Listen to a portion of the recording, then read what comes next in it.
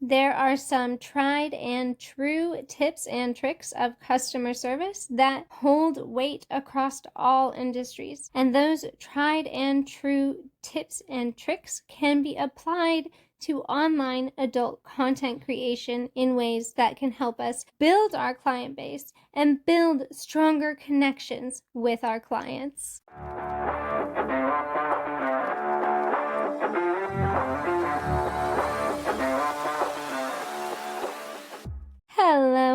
Hello, y'all. It is Allie back here again with Creators Spicy Tea, and we have a brand new podcast episode. As y'all can see, we launched this one pretty darn early.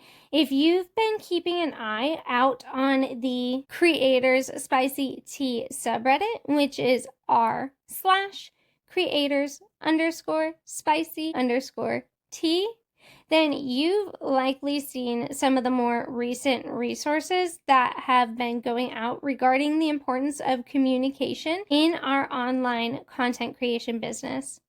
So that one that came out titled The Importance of Communication in Online Content Creation, that was a heavy as French toast resource, right? But it was a damn crucial one. We are seeing our current market genuinely struggle and suffer. We are seeing a downturn in the market.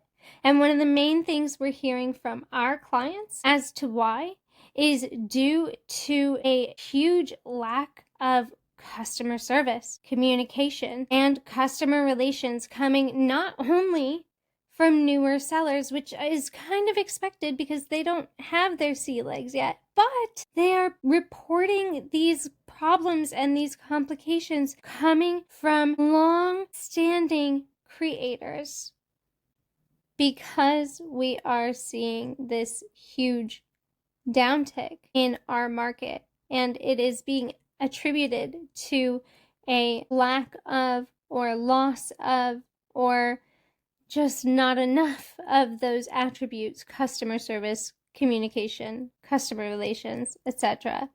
Fetish Buyers Community, Fetish Haven, Fetish Playhouse, along with us here at Creators Spicy Tea, we wanted to put out as many resources as possible on customer service and the importance of communication, just in case what is happening is some people just don't know the importance or just don't know how to apply the skills they have within this industry. Consistent communication is just crucial, right? In any industry that's based in customer service, which ours is. Our business is customer service. The same desperate need for consistent communication rings true for us. Another truth that's well known throughout our industry is that buyers, they tend to be a lot less vocal on their experiences than creators. Y'all, they give us the spotlight and we run with it. And there ain't nothing wrong with that. But lately, we've been seeing this huge influx of buyers speaking out regarding negative experience after negative experience, one after the other. And most of these grievances have been centered around sellers and creators' communication and customer service.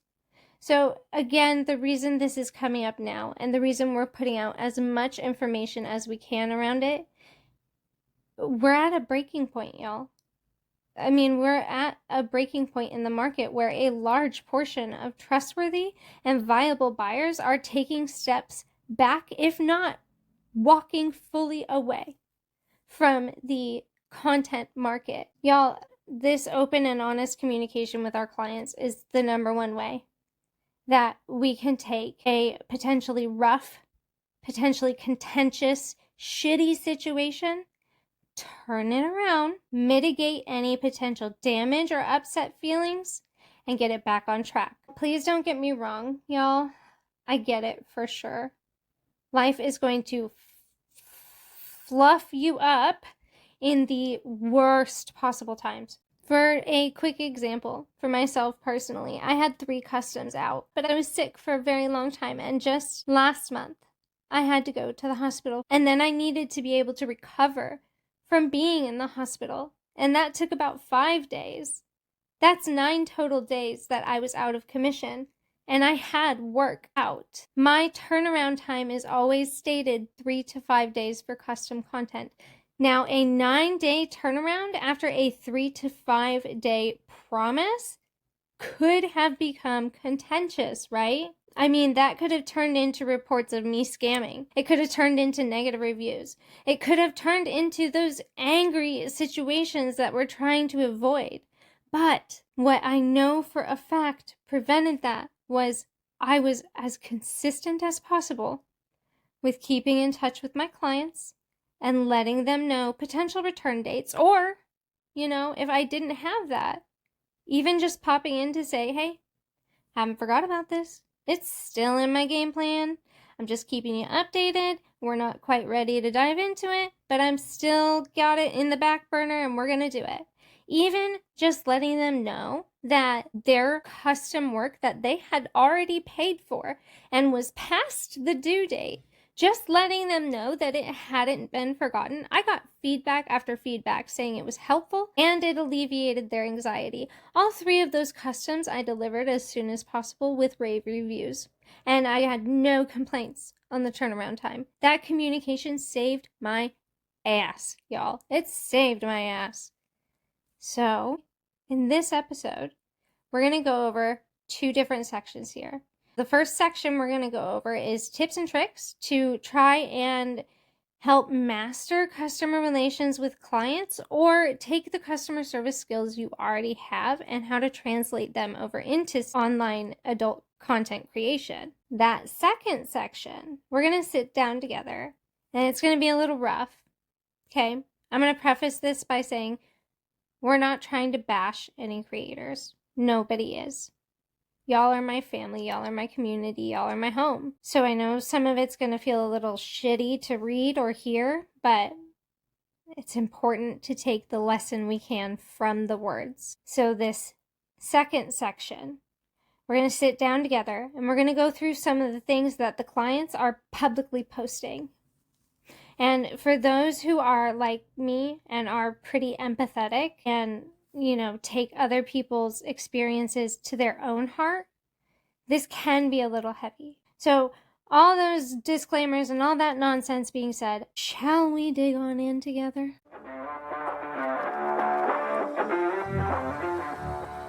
Let's get down and dirty with just some rapid fire tips and tricks for mastering customer service skills and bettering customer relations with your online spicy content creation clients. All right? We're digging in. So for me personally, one of the most important aspects of customer service that I've found, and one that I've found is the most beneficial to leading to more sales from an individual client, would be personalizing the customer experience, right? The way I personally transform a single sale into a repeat buyer is by selling that buyer on me as a person and not just my content, and by selling to them as a person and not just as a wallet or payday or sale, right? So we all know that our clients are looking for a connection. That's why they're coming to us. That's why they're coming to us over free porn, because we are real people and they want real people. And one of the number one ways to build that bond or that connection is to personalize that experience. So if my clients provided me with a name that they prefer they use, be that their legal name or whatever, I call them that. I write that down. I keep note of it. I always make sure to connect with them as a person outside of content, right? I ask how their day went. If I happen to know their work schedule, I'll bring up, hey, how was work today? Or, hey, it was your day off. How was it, right? If I know they have a specific routine, I'll ask, how did it go? All those things help reinforce the thought that I care and I support that client in an emotional way, so that they're going to be more willing and more desiring on their own to support me back in a financial way, right? So the market, we know, it's shifted away from corporatized content. It's shifted away from that. It's all one-on-one connections and experiences. And those one-on-one connections and experiences are still just as corporatized until they are personalized. Speaking of that personalization, we have to pay really close attention to our current client base's needs and wants. So that day of revolving door subscriber marketing, unless you're a huge influencer right now, that's out the door. Fewer people have dispensable income to spend, which means fewer people are spending in general. And so to prevent this from affecting my revenue, what I do is I treat my current clients like they are gold to me, right? Not just when they're buying, though. I keep them excited about the connection and bond they have with me as often as possible. If I go online, I will shoot my best clients or my most repeat buyers, what have you, just say, hey, sending you good vibes, just to remind them, hey, I'm here. I'm here with you. We have this connection.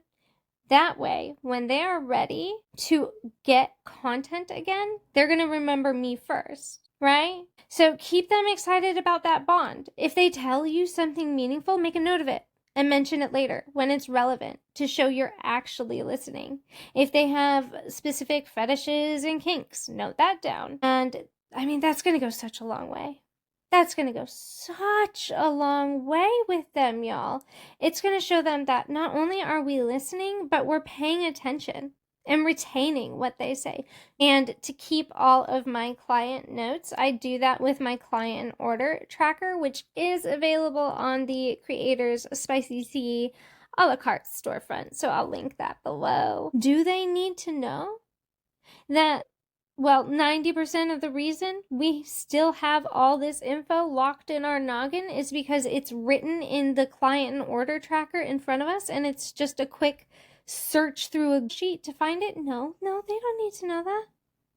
No, but doing that extra step goes such a long way. I've got feedback after feedback from client after client after client on how important and meaningful it is. And I've been told time and time again that that's why they keep coming back.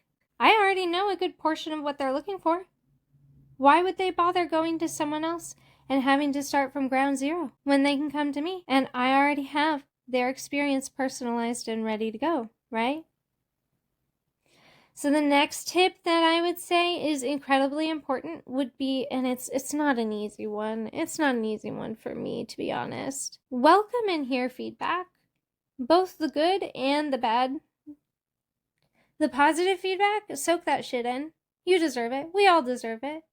We work our batukuses off.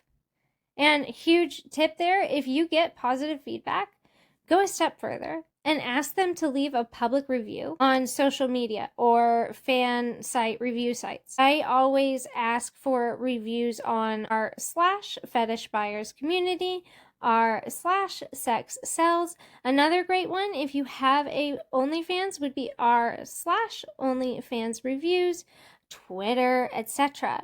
If you have a personal website that allows comments, ask them to leave a comment there too. I do know that asking for reviews or how to ask for reviews is a very commonly repeated question. So I can just share my rough script that I follow, and I always customize it towards the situation, of course. It kind of goes like this. Excuse my corporate voice that's about to come out like a motherfucker. Ooh, I'm gonna have to remember to cut that. We will see if I do. Thank you so freaking much for all of that feedback. I cannot tell you how much that means to me. You're literally making my day. Wait a second. If you wouldn't mind, could I ask you for a tiny favor? You absolutely don't have to. If you don't have the mental bandwidth or energy, please don't worry. Totally fine. But if you could share that on this site or this site, it would crazy help me out in the community. Y'all, I'm sitting on like 35 plus reviews, and it will help make new clients more comfortable reaching out to you. And final tip on reviews, if you can, try and get those all posted in one place. So some creators do a pinned post on some of their socials with their reviews copy and pasted. Personally, I have a personal website, and on one of the pages, I do have all of my reviews posted. All of those notes on positive feedback being said, this is the fun one. We have to be ready and be open to getting negative feedback. No, it's not easy to hear.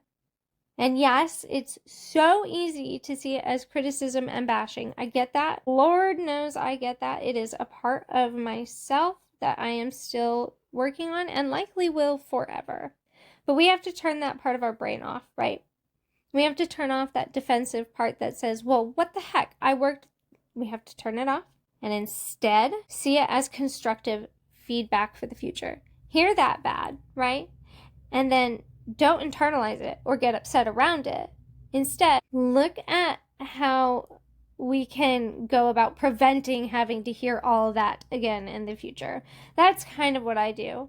So not only does it keep me sane when I get negative feedback, it's also really genuinely helped me improve my strategy with my clients. And y'all, I'm not gonna lie, it's also helped me improve my content. I got some feedback from someone saying, we only ever see you in one spot and it's getting dull. And in my head, I'm like, okay, great. I'm in an apartment. It's not that easy. Where am I supposed to go? I have 2 roommates. What do you want? So you know what I did? I made it work. I carved out a little corner and now it's much better. That little bit of feedback pissed me off at first because it felt like, well, what do you expect from me? But now my content's so much better and more diverse. And then the next little tip, it's so incredibly important to know your products and your offerings. I am not just saying, I think it's this, I think it's that. No, I'm saying know it so well that you can explain it blindfolded, drunk, and in a coma. We have to be the expert of our own business. There should be no question we can't answer about our services or our products. We should know exactly what our prices are, exactly what our products are, exactly what our services are, and every single detail about it, right? Everything about you and your business that could be asked, please be ready to have an answer. I'm not gonna lie to you.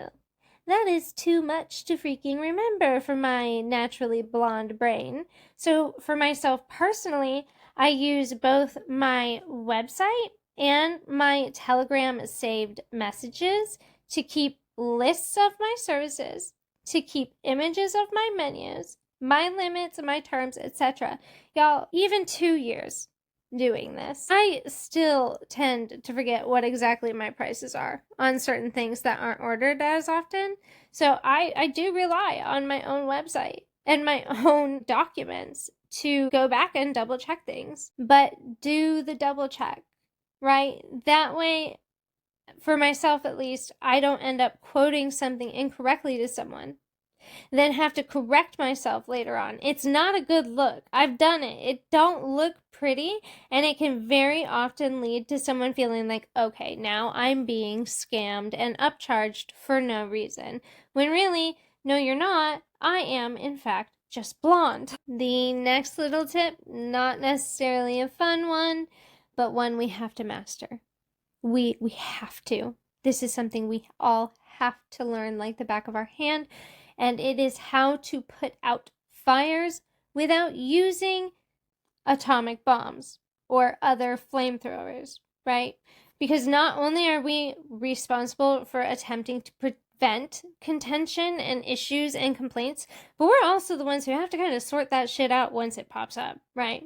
We are not just customer service. We are also technical support, general support, you name it. In the situation where an issue comes up with a client, y'all, it's so crucial. It's so crucial to keep our cool, even if they are not. Okay, here's the thing. If somebody is yelling and screaming and getting pissy, what I do is I go straight corporate customer service, right? Because if I turn around and I match their energy, they can then plaster those DMs all across social media, backed with accusations of me being unprofessional. And you know what? Those DMs, if I matched that energy, yeah, they would be correct. They would be right in that situation. High road, y'all. High road. Look above the clouds, not below them. A huge aspect of this tip, and I don't know about y'all, but it comes up for me all the freaking time, is getting asked leading, or with all due love and respect, kind of stupid questions. So for example, something that happens semi-often for me is someone will come and ask if they can do sexual or NSFW acts during a safe for work only cam, which I have rated at a lower rate than a NSFW one. Obviously no, right? Duh, no. Everyone knows this, and here's the thing, so do they. We know they know. They know they know. It's so annoying. That is somebody trying to take advantage of me, and I know it, and they know it, and ooh, but I can't pop off. I can't. I have to keep myself calm, cool, and collected. So what I do, if that specific situation turns up, is I turn it around on them, flip that table, make them answer their own question. So in that situation, when somebody had asked to do a sexual act during a SFW cam, I asked them straight up, okay, honey, so why don't you actually answer that for me here? Could you do that act in your place of work with no problems and nothing else? Let them either leave and leave you alone, or in the situation that most recently happened to me, they had to admit themselves and call themselves that no, obviously you cannot. That high road, y'all, it is our safety from a escalating situation and a safety net from public scrutiny. Hear out the problem, right? Try to work together with the client to find some middle ground. Well, okay, hold right here, okay? Because this is not me saying if someone didn't like their content, flat out refund or placate the client no matter what. No, absolutely not, right? Find middle ground in which both parties either benefit or can part ways in a at least amicable way. Now, if someone is coming and being belligerent to you, you don't bend to their will. Oh, hell no. You block them. But what I am saying is try and discuss through the fire in a professional manner and try and come together to find what can be done to correct it or alleviate it. Stand your boundaries, right? But be willing to be a bit flexible to try and maintain lasting relationships with clients and a positive status within the community, which I know it seems like the market is this huge giant thing. It's not. This is a very small community, and you know what gets around a lot faster than even positive notes and reviews? It's negative ones. That's going to get around a lot faster. So all of that being said, and this is going to suck even worse, just get ready. Just get prepared to be disrespected. I am talking people using words that you don't appreciate towards you. I'm talking people haggling rates, which, y'all know that is a form of disrespect. Be prepared for people to try and push your boundaries, make you do things you're not comfortable with, etc., right? And when that happens, stand tall and be ready to enforce your boundaries, kindly, respectfully, and professionally, right? What I always do is give them an opportunity to correct their behavior, unless it is something egregious, or unless I am going to spend more of my own capital than I'm going to receive by allowing them the opportunity to fix their shiznit, right? Always try and consider being willing to be forgiving if they do apologize. That being said, again, if someone is just straight disrespecting you, pushing your boundaries, they will not stop after being called out on it. Golden rule, number one, she comes in hardcore, you're spending more of your own capital than you're going to get in return, block, walk away, and report. always remember to report. I had seen some people not quite sure of where to report things, and that the best place would be on the subreddit r/fetish scammers. I'm gonna note right now to link that down below, and I'm probably gonna forget anyway. We're gonna try. We need to remember too, our clients are genuinely privileged to get to spend time with us. And sometimes if they're being disrespectful, they might need a reminder that we are a privilege. We are not a right to them. Let the client know what behavior needs corrected, how to correct it. And if the situation is appropriate, try and be willing to forgive if a proper apology is given. Another tip I can give, honestly, one that I've got the most feedback on from clients, new, repeat, you name it. Just be excited as French toast for the job. Be stoked to be here. This is the best thing you've ever gotten to do. You don't know if you can even call this work because it's so much damn fun. And if you can't feel that in your soul, which God knows I can't feel that in my soul every day, right? Just be ready to act like you are. I currently have a huge regular clientele basis that purchase all the time because they know how much I love the art and joy of getting to create and spend time with them in the community. And they have even said a few times, I've had a few sales a few times, that they only wanted to purchase not because they needed or wanted the content in the moment, but because they wanted me to get to create my art that day. If you show you are stoked to be online with your clients and spend time with your clients, they're going to mirror that energy. That's a very normal aspect of human behavior and such a tool in sales psychology. If you act stoked to be with your client, they're going to be stoked to be with you because holy hell, this person's so excited to be with me. I want to be here all the time. If you're showing you are excited to be with them, they're going to be excited to be with you, and that's going to help ensure that the next time they're in the market looking for content or services, they're going to be coming back to who they know is excited to be with them. So when it comes directly to the online sex work aspect of this tip, something I personally do is I always mention that I'm an exhibitionist, right? So my kink is seeing what my body does for them. Y'all, it's melted butter on piping hot toast. More often than not, we have to remember clients are looking for us to be having just as much fun and enjoyment as they are. So if you can, at minimum, act like you're having a damn blast, they're going to vibe off that energy. They're going to want to come back for more, right? And a quick note on that, be excited for the content, the person, and the session, not the money. Or at minimum, act that out as best as possible. As we're going to discuss a little later on, and really heartbreaking, some of our clients are literally posting publicly at this point that they feel like wallets to us, not people anymore. What I tend to do is get stupid excited, right? Stupid excited. Things like, oh, I'm stoked. Oh, this is going to be hot. Oh, I cannot wait. Lay that excitement on. Then I pass that link. Lay the foundation of I'm excited for the experience with you. And also, please pay me.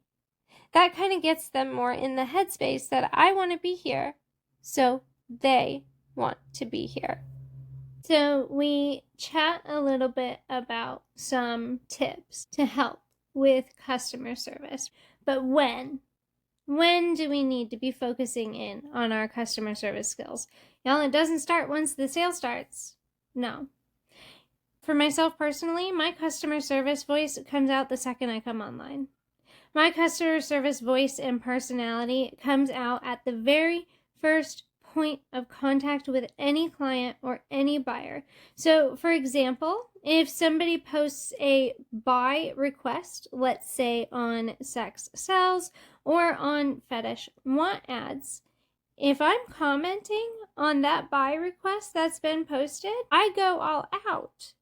And I'm not going to say I almost always get requests, but more often than not, I know that if I comment, it's a high likelihood I'm at minimum going to have them in my DMs. I am not just commenting available, which clients have come out and said they are seeing that as unattentive, flippant, unattractive, and a huge red flag for them. What I do is I always make sure to mention specific aspects of their requests. That just lets them know that I fully read what they want, and I took the time to type out a in-depth answer on it. That customer service voice doesn't even get put away once payment has been submitted. No. Once payment's been submitted, I'm still in customer service mode until that session is done or that content has been delivered. So if I get a piece of content that I have a 5-day turnaround time on, that's 5 days I'm sitting in customer service mode with this specific client. That's touching base here and there, just double checking on details. When it comes to double checking on details, before I go into any live session or before I create any piece of content, I always shoot a outline of all that we discussed that we want to go into the content or session. That helps me cement in my brain what I need to be doing. Also, it helps cement to the client that I really paid the mother truck attention. And if I missed anything in that moment, they're able to shoot it at me. So I would even be willing to say that once your session is done and your content has been delivered, you're still in customer service mode. So those were just some rapid fire quick tips and tricks that I personally rely on to help make my customer relations just a optimized, smooth flowing little work of art around my business. Is it a work of art with some lumps, bumps, and wiggly lines here and there? Yeah, absolutely. I am a human being, and if I am not treated like a human being, I'm going to stop acting like one. But we gotta try. Remember, high road at all times, customer service focused, customer relations focused, communication focused, all of that. I really hope some of those tips can kind of help and that I somewhat explain them clearly enough. But we're gonna take a turn and we're gonna get a little bit more heavy, a little bit more serious, and we're gonna talk more about the impact, or honestly, I should say the damage that the community has taken due to what's being perceived as a lack of this customer relations and communication focus business style. As I said at the beginning of this episode, buyers are normally quiet, right? They normally keep a lot of their going-ons and their experiences to themselves. They're private people. That's been changing, and it has not been for the better. Don't get me wrong, it is amazing that buyers are getting platforms and more of a voice, but y'all, at this point, so many buyers are so fed up and tired with the lack of communication, or honestly, at this point, straight scamming, that not only are they speaking out publicly, but we are somewhat seeing a little bit of a mass exodus of trustworthy and viable buyers just leaving the market, or at minimum cutting so far back. So what I wanted to do just for this section of the podcast is just pull a few snippets of quotes from a few public posts. Just look at what people are saying, what our clients are saying, and what we can take away from it, and how we can adjust our strategies around it. So keep sticking with me, please, because at the end of this podcast, I'm going to read something from one of what I consider the founding members of Creators Spicy Tea, who is a buyer and one of my best friends. They help moderate many of the marketplaces that we all rely on and have been doing every single thing they can do from their position to try and help make the changes that need to be seen on the buyer's side to help try and repair our community's relationships. Before we get into that, let's read just a little tiny bit from some posts that were put up. This one was on Fetish Buyers Community. It was called Disappearing Sellers. It's not a direct quote. We're kind of pulling snippets here for time. Quote, "Not throwing shade here. I definitely understand we all have lives and cannot be glued to our phones 24/7. That said, the amount of times that without warnings sellers go radio silent during negotiations is bizarre to me. If something comes up, or you're driving, or you're not interested, I'm not sure why so many don't just quickly say so. So looking at that little quote, and this goes both ways, y'all. This goes both ways. Both sides are ghosting each other like no one's business. If something comes up, please communicate it. Tell your potential client or your client that something came up and you need to step away, but you'll touch base later. Or if you're not interested in the content, just say so. If halfway through the negotiations you get the ick from the buyer, say so. Unless someone is being belligerent towards you, let them know you're moving on. It's just like if a buyer comes to you, starts negotiations, and ghosts. That annoys me to no end. Oh my lord, it is my number one annoyance these days.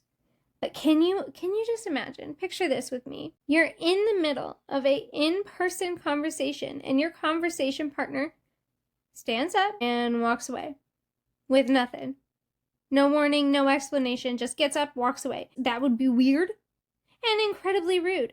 That same concept has to be applied in DMs when talking with our clients. Another quick snippet. My big issue has been how impersonal the whole thing has become. Feels like being at a DMV now.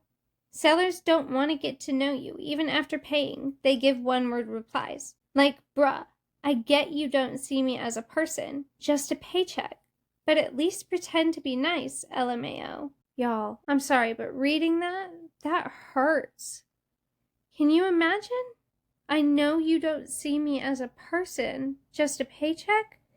Shit, y'all. Whatever caused that, we gotta do better. Our clients, our customers are openly expressing that they are not seen as people. They are just paychecks to us. They're saying that the experience is becoming less and less personal. This is why they are coming to us creators rather than free porn, for the personal experience and connection, no matter how brief it is or how acted it is on our part. When that is not going to be provided by us, they are simply at the point of not wanting to go through with the forced and sharp interactions anymore. It's so important, again, build that connection or some personalization to the client's experience. But that connection is going to be what brings them back to you every single time. Now, the final quote we're going to read from a buyer is the one I mentioned earlier, from what I consider to be the founding members of Creators Spicy Tea. They may not have come up with the concept. They may not have initially created the idea for this community. They may not have done that, but you know what they did? They helped it grow. And they set the bedrock for it to exist. Where we started on that subreddit, r/creators_spicy_tea, where we started, it would not exist without their help building it up. They moderate that subreddit for me, for all of us. And I partner with them and their subreddits very regularly to help create resources. They create resource concepts and they help with research and all of that. This is one of my best friends, y'all. And seeing how bad this market is affecting them hit home for me. And I just thought it might be important to share. They said, this is something that seems to be getting progressively worse and worse as time goes on within the community. There seems to be a big push by creators to go all out and secure an order, and then once payment has been made, that energy immediately transitions to securing the next order.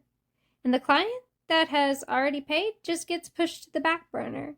Fully understand that by paying, the client has not gained the right to all the time they want from a creator, but going completely quiet and not updating at all can be concerning, especially as the deadline starts approaching.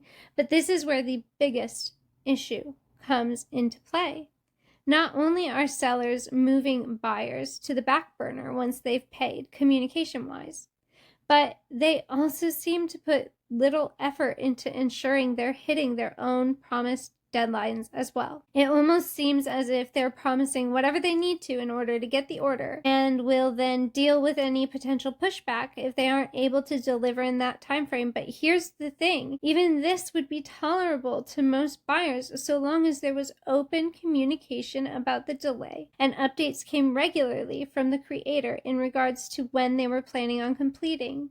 But the majority of time, it seems like the client is the one that has to do all the chasing and getting the same excuses and broken promises. Two things will make this even more of an issue. One, if clients can see you actively posting or replying to want ads, that shows you're prioritizing other clients that haven't even paid over their order that they have now been waiting to receive. Two, how quickly things can happen once they're forced to get mods involved. If you haven't replied to their messages for days or weeks, then after getting mods involved, you reach out within minutes and have the order done within an hour, that is unbelievably frustrating.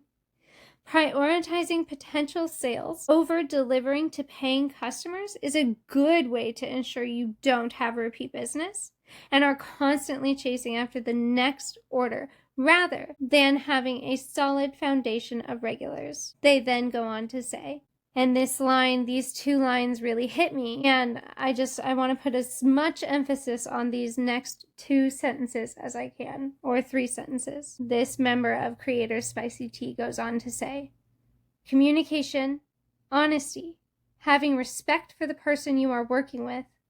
Both buyers and sellers need to have this, otherwise the community is going to continue to fall apart, fracture, and become truly contentious. It's not buyers versus sellers. We are one community. That hit, y'all. We're one community. If we continue pitting one side versus the other side, there will be no coming together of the community again. When it comes to how this affects him personally, he says, well, when working with new to me sellers, the biggest concern I have is how common this is becoming across the community and how that is going to continue to drive a wedge between both sides. For me, quite simply, it means that I will not work with them again in the future. Product might turn out great, but the enjoyment I get is from the entire process, the whole journey. If I didn't get much of any interaction from them, delays on service provided, or general lack of communication, why? Why would I want to work with them again? They go on to say, I don't think anything is being done maliciously, but the lack of empathy or compassion of my feelings, like fully taking advantage of the fact that I'm patient and understanding, it makes you think about how much more time and effort you want to put into the community. It makes you think, do I need to take a step back and reevaluate things? The connection is what brings me the most joy from buying directly from creators. If that gets diminished because I start getting taken advantage of for that, how long do I want to continue to buy? I'm not fully at that level yet, but those thoughts definitely creep in. And if things continue in this way, those thoughts start holding a lot more weight. Am I going to stop buying? No. But have I already adjusted how I buy and space it out a lot more? And I can see that continuing to be the direction I go. Overall less activity and reserving my purchases to a finer pool of creators.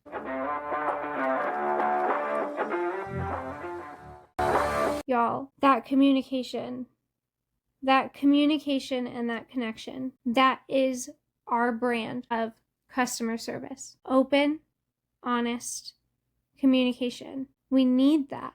We have to bring that in more. And when someone like this is saying they're at the point, someone this ingrained in the community for years and years and years is finally at the point where they're stepping back, that's scary to me, y'all. I said it at the beginning and I'll say it again.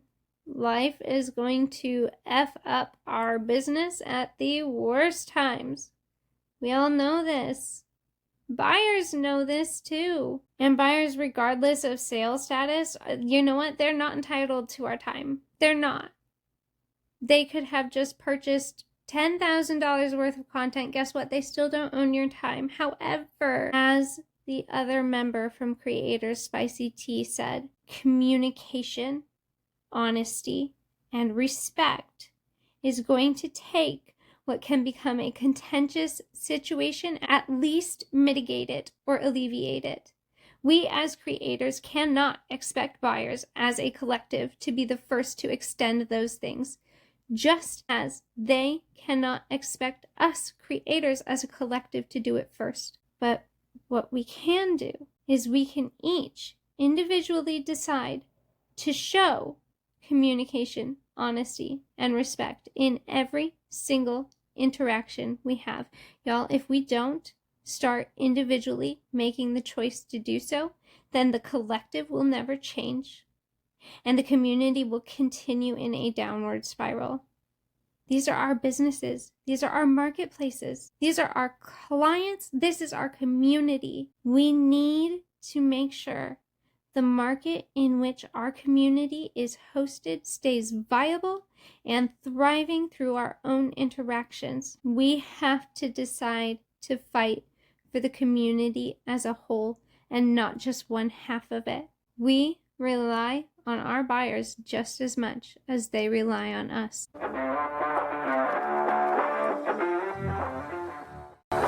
Like I said, ending this was going to be heavy, and I'm sorry for that, but we made it.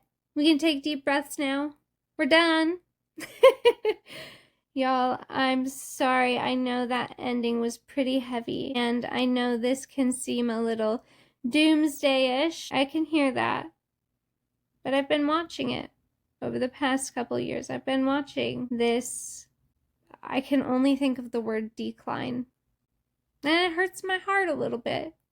I love this community. I love this market. I love this industry, and I want to see it thrive.